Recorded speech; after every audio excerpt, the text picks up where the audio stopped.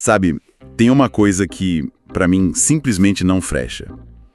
A gente tá, na era do fitness, né? Totalmente. Todo mundo corre, pedala, faz crossfit, muito mais do que, sei lá, nossos pais ou avós. E mesmo assim, a obesidade nunca foi tão comum.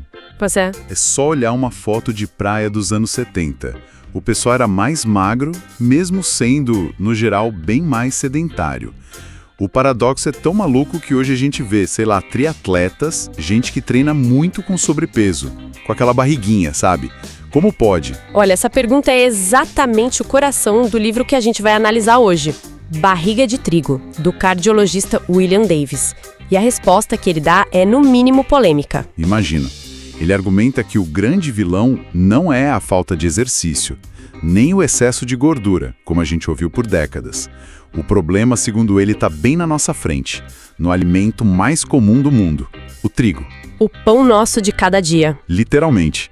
E a nossa missão aqui hoje é mergulhar fundo nesses argumentos dele. A gente vai dividir em 3 partes, para ficar mais claro. Isso. Primeiro, entender por que ele chama o trigo de o cereal integral nada saudável.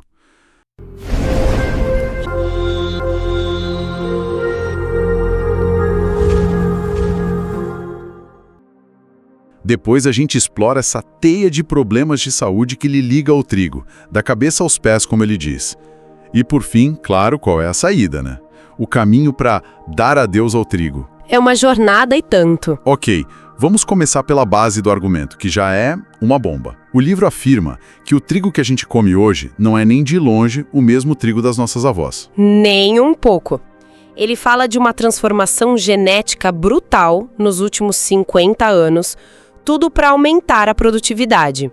O resultado é o trigo anão, uma planta menor, mais forte e que rende muito mais. A pergunta que fica é: essa eficiência toda no campo não cobrou um preço alto da nossa saúde? E o que é fascinante é o tamanho dessa mudança. O autor vai fundo na genética para explicar.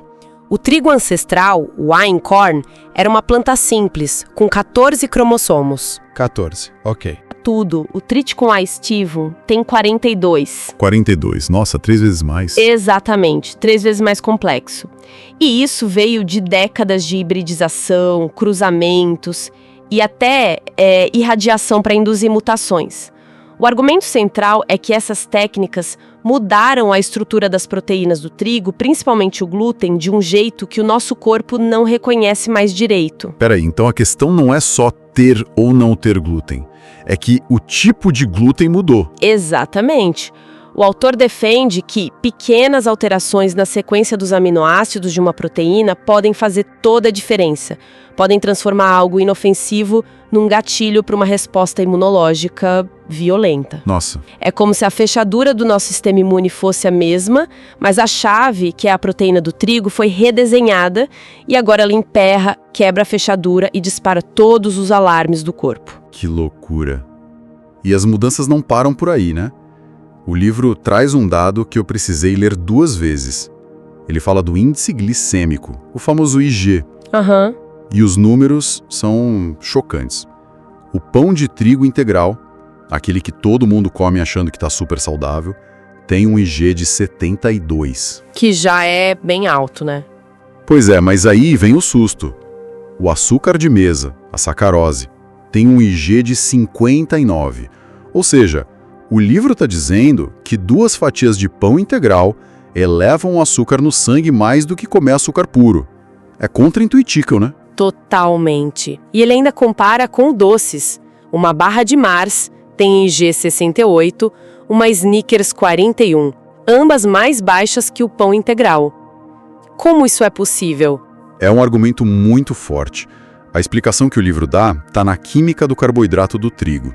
O principal ali é a amilopectina A. O nome é complicado, mas a gente pode pensar nela como um carboidrato turbo. Turbo, isso. Nosso sistema digestivo quebra ela numa velocidade impressionante, muito mais rápido do que quase qualquer outro carboidrato.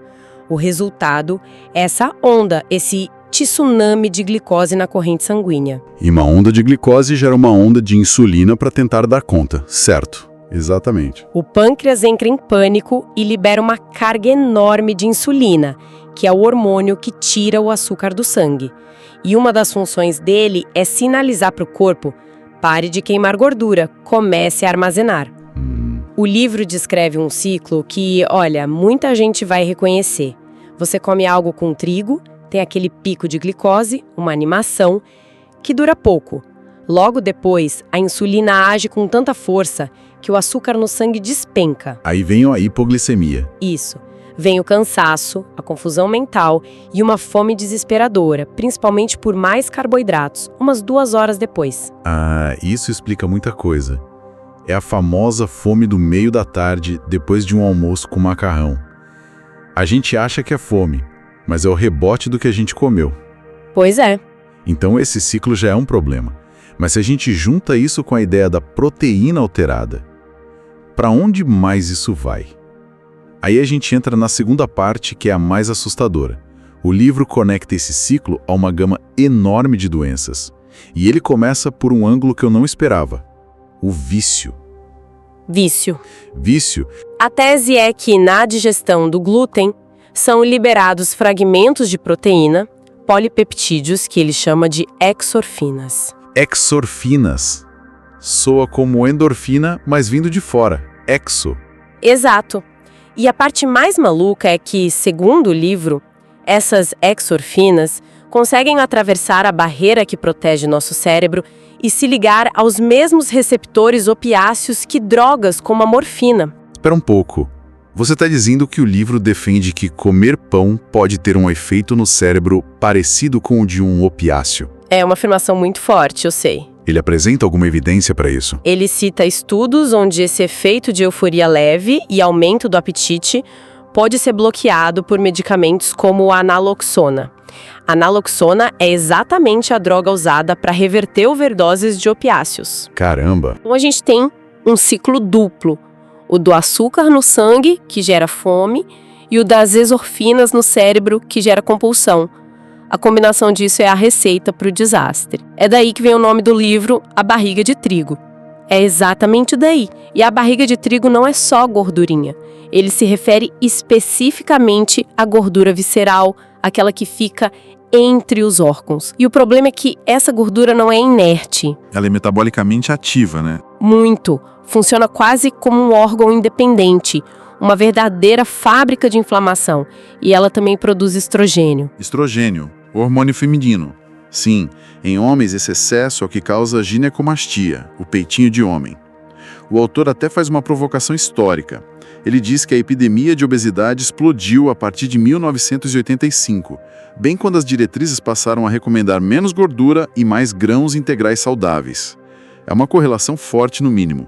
É um dado que ele usa para fortalecer o argumento. Ok, a ligação com obesidade e diabetes tipo 2 parece uma consequência direta, mas o livro vai além, né? A promessa era uma destruição da cabeça aos pés. Ele vai muito além. Para doenças cardíacas, a tese é que os picos de insulina promovem a formação de partículas de colesterol LDL pequenas e densas. Essas são as mais perigosas, as que conseguem entrar na parede das artérias e começar a aterosclerose. Entendi. E para ossos e articulações? Essa conexão eu nem imaginaria. A conexão, segundo o livro, é a acidez. O trigo gera um resíduo ácido no corpo. Para neutralizar isso, o corpo precisa de minerais alcalinos. E a maior reserva que a gente tem é o cálcio dos ossos. Então o corpo rouba cálcio dos ossos. Exato, o que a longo prazo levaria à osteoporose. Nas articulações, o vilão seria a glicação, que é quando o excesso de glicose carameliza as proteínas, deixando a cartilagem rígida e danificada. Caramba! E ele ainda fala de pele, sistema nervoso. Sim. Além da doença celíaca, que é mais conhecida, ele descreve acne, dermatites. E no sistema nervoso, a lista é mais preocupante, de perda de coordenação até demência. A tese geral é que o trigo pode ser um gatilho para uma inflamação crônica de baixo grau, que se manifesta onde cada pessoa é mais vulnerável. Ok, o cenário é bem sombrio. Depois de pintar esse quadro, qual é a saída? Qual a solução que o livro propõe? Sem rodeios, cortar tudo, de uma vez. Ele até alerta que umas 30% das pessoas podem passar por uma crise de abstinência bem real, parecida com a de quem para de fumar. E dura quanto tempo? Segundo ele, a fase aguda dura de 5 a 7 dias. Certo. Mas aí vem a grande dúvida. Cortei o pão, o macarrão. E agora? O mercado está cheio de produtos sem glúten, é só trocar um pelo outro. E esse é um ponto que ele insiste muito. Não, de jeito nenhum. Ele chama esses produtos de junk food sem glúten. Por quê? Porque para imitar a textura do trigo, a indústria usa amidos super refinados, como de milho, de batata, farinha de arroz. O problema é que esses ingredientes têm um índice glicêmico tão alto ou até mais alto que o do próprio trigo. Ah, então você se livra do glúten, mas continua com o problema do pico de glicose e insulina. Exatamente, você perpetua o ciclo. Faz todo sentido. Então, qual é a alternativa? O que entra no lugar? Comida de verdade. É simples assim. Ele divide os alimentos. O que se pode comer à vontade: vegetais, legumes, carnes, ovos, queijos, abacate, azeitonas, nozes, castanhas. A base vira essa, e o que deve ser moderado. Aí entram as frutas por causa do açúcar, laticínios como leite e iogurte e outros carboidratos de alto IG tipo milho, arroz, batatas, feijão. Não é para proibir, mas controlar as porções. E a lista do que evitar, claro, começa com o trigo. E vai para açúcares, xarope de milho, frituras e óleos vegetais processados como soja e milho. E tem um fenômeno final que o livro descreve que é muito curioso. A síndrome de reexposição. O que é isso? Pessoas que eliminam o trigo por meses, se sentem ótimas, perdem peso, aí um dia resolvem comer uma fatia de pizza. A reação pode ser imediata e violenta. Cólicas, dores articulares, crise de asma. Nossa, por quê? O corpo fica mais sensível. A hipótese do autor é que com o consumo crônico, o corpo vive numa inflamação de baixo grau, constante. Um ruído com o qual você se acostuma. Quando você tira o trigo, o corpo se cura. O silêncio se instala. Ao reintroduzir o gatilho, a inflamação volta com tudo. Mas agora, contra esse fundo de silêncio, ela soa como um alarme ensurdecedor. Entendi. Ok, então, resumindo a jornada. A tese é que o trigo moderno foi tão modificado que virou um problema, ele afeta o açúcar no sangue, tem supostas propriedades viciantes e se conecta a uma lista enorme de doenças. A solução é um corte radical, trocando o trigo por comida de verdade. Exatamente. E para além da decisão de cada um, o livro deixa uma provocação final, que talvez seja a mais importante. Ele não está só criticando um alimento. Ele está questionando o alicerce das diretrizes nutricionais das últimas décadas. É verdade.